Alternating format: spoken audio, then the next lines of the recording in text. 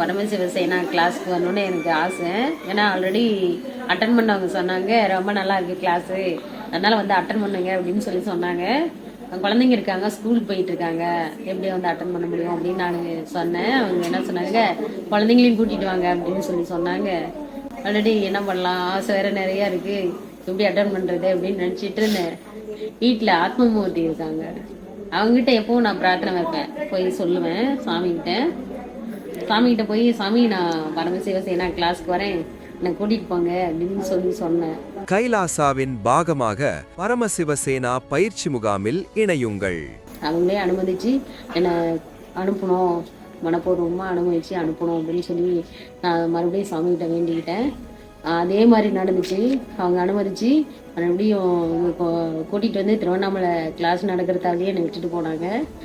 அந்த மிராக்கில் இன்னும் என்னால் நம்ப முடியல. அதனால் சாமிஜிக்கு ரொம்ப நன்றி.